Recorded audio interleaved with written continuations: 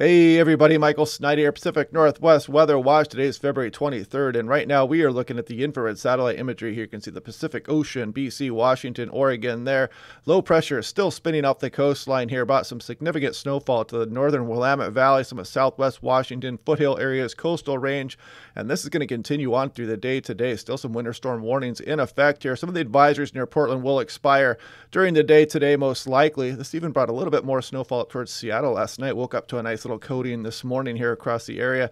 But if we look out into the future a little bit more, you can see across southern Alaska here, this storm is moving over the top of this ridge. It's going to bring some moisture into a very cold air mass across the region here. 1 to 3 inches, the general rule here. More of a widespread snowstorm variety here coming up. But there are going to be some exceptions. There's going to be some snow shadowing here in the northeast portion of the Olympic Islands here. But we could get some heavier amounts across southwest BC even as well. But Seattle, maybe 2-3 inches out of this storm system here coming up. And we'll see what some of the models have to say about that. This is looking at current hazards. This system is slow moving off the coastline here, so it's going to continue to bring some moisture and some snowfall to the coastal range here, the higher terrain across Oregon, but these will expire from north to south as you go through the day today. Still a wind advisory across Whatcom County on in through San Juan for some outflow winds going on there. But we're going to get a break here as we go on in through later today, Friday, and Saturday before the next system starts to arrive through BC on Saturday afternoon, and then Washington Saturday night, and eventually moving down across the area. Now, taking a look, the Oregon coast, man, we did it. Look at this. Brookings, Oregon down there. Snow all the way down to Highway 101 out there. Very nice. Look at that. And you can see some other areas, Gold Beach and whatnot out there too. So we did it. We brought snow all the way down to the Oregon coast. We might not quite be done yet too. That low pressure system is taking its sweet time moving south there. So yeah, enjoy that snow while it lasts. And it goes without saying, the higher terrain, some high impact snowfall going on down there across southwest Oregon. Siskiyou's out there as well. Be prepared for the winter driving conditions. This is out towards Oregon here. Portland, my buddy Garrett Hartung out there, over 10 inches of snowfall there. Very impressive snowstorm, and you can kind of see that there as well. Just a very impressive snowfall out there across the Portland metro. Really snarled traffic. If you guys didn't see that, look on social media. There were people stuck out there for hours across some of the freeways, jackknife semis, all kinds of accidents going on. This is looking National Weather Service Seattle. The cold wind chills is going to go on in through tomorrow morning as well. And we're going to keep this cold air mass all the way in through Saturday before that next system arrives. That's going to set the stage for our next snowfall. But look at this in the mountains. Be prepared for that, man. If you are off in the mountains or any place east of the Cascades, we'll take a wider look at these temperatures here in a moment too. This is looking at the current trough just over the western portion of the USA here. If we put this into motion, this is last night's European run. You can see that low pressure system, California's next big weather maker here, this bowling ball just barreling down across the state. But then here comes our next system across the Pacific Northwest as we go into Saturday night into Sunday morning, shown here. Now we're going to get a low that sets up off the coastline here. It's going to be interesting. We'll have to watch this closely because it could keep the snow levels kind of low here across Pacific Northwest, but we don't know what kind of moisture this is going to have to work with yet. So we'll work out the details as we go here. Day by day, what we'll concentrate on for now is the Sunday storm incoming. But if we look out into the future a little bit more, you can see the Gulf of Alaska kind of remains active here. We still get this northwest flow going on here. Ridging continues over the Pacific Ocean, and things just remain active here across the western portion of the USA through the extended on into early March. Looking at this is the NAM 12 km. Here goes the low off the coastline here. Put that into motion. You see those bands kind of moving down the coastline as you go through the evening tonight, and you can see that finally pulling away from north to south across Oregon. But then hot on the heels of that, this next system as we go on in through the day Saturday is going to make its way down across the region. You can see it start to snow all the way across western Washington, Oregon, BC, and probably last on into late Sunday morning at least. Then this next low starts diving down off our coastline here, and it might keep snow levels low. We'll watch that one out through the extended as well. But this one is our next winter weather maker here. Probably going to bring some snow down to some pretty lower elevations here as the air mass is going to be pretty cold in advance of this system. Now this is looking at the European. This was last night's run, 06Z, and if we put that into motion here, We'll go on in. This is residual snowfall, I should say, falling across the coastal region as we go today. And then here comes the next system rolling across the area. There you can see Seattle up towards 3 inches. Some additional snowfall possible down towards Portland, southwest Washington. Could get some decent amounts across the northwest interior as well. But you can see the snow shadow here as these winds are going to be coming off the Olympics here. Some compression, some warming, just enough to probably disrupt the amount of snow you get across Whidbey Island, Port Townsend up there. And it might affect some of the immediate coastline here across the Puget Sound as well. This would be shown Sunday afternoon, but big snowfall totals come with this system across the mountainous areas also. And another couple inches can be expected for Spokane, the Blue Mountains out there as well. Now this is looking at the GFS. This is last night's run. Let's update this and see if the 12Z is it is running here.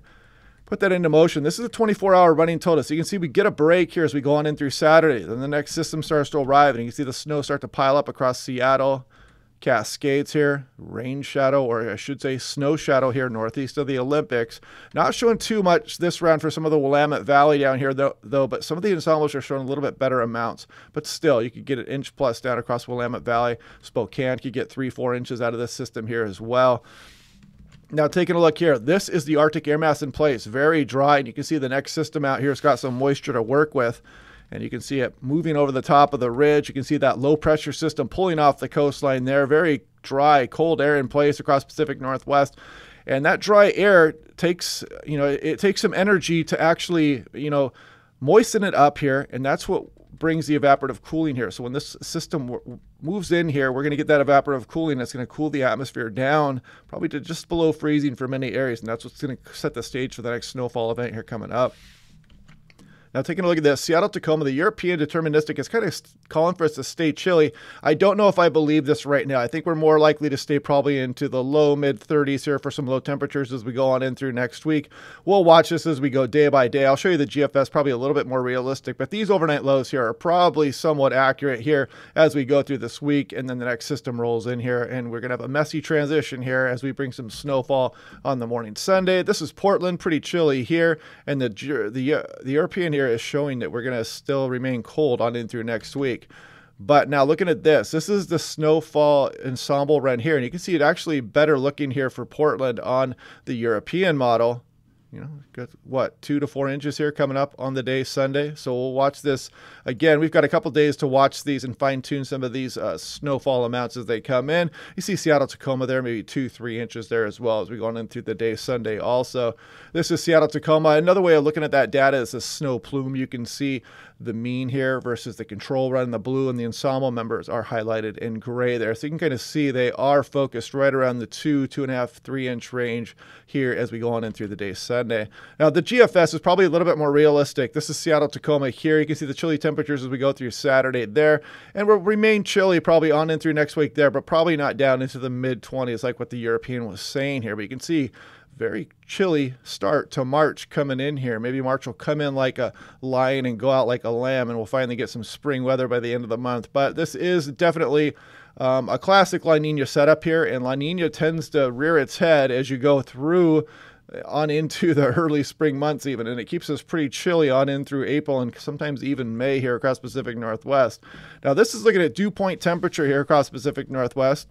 If you look at your weather stations now, look at your dew point readings. They're going to be really low across the region right now. They're going to be somewhat elevated across Western Oregon here. Still got some moistening from that upper level low out there, but you'll notice these drop off as we go through the evening tonight. So go check out the dew point reading on your weather stations out there. Yeah, I mean, look at how dry it is across eastern Washington and across BC, and that's the classic defining characteristic of an Arctic air mass.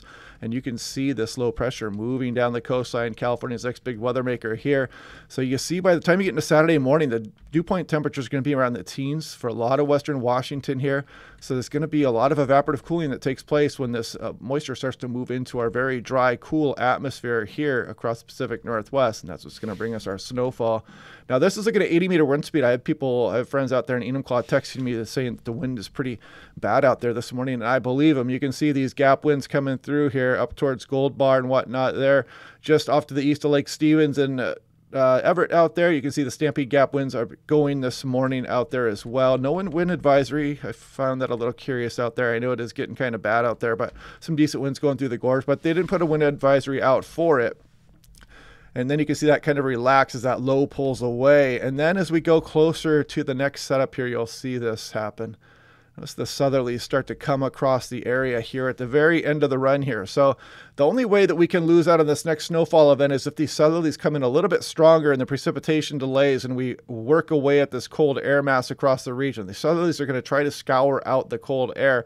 And models tend to overdo the scouring out of the cold air, but it's still, they're all calling for snow as of right now. So it's looking like a good bet. We are going to start a snow here across the region late Saturday night into Sunday morning.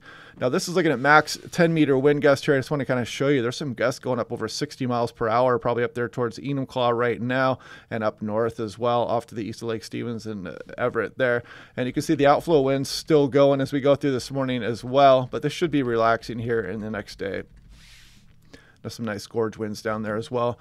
So now looking at apparent temperature, this takes into account wind chill, and you can see the downright frigid temperatures there across Spokane, some of eastern Washington. These readings are well below zero. The mountains, it's just downright bone chilling out there across some of the backcountry there. Look at Seattle-Tacoma there. This morning, just down into the lower teens with that wind chill factor worked in there. Going to tomorrow morning as well, not much of an exception. Look at the Willamette Valley. Heads up. Get your coat out. Get your scarves and your hats and your gloves out there. I mean, look at these wind chill readings all the way down off the Oregon coast into single digits.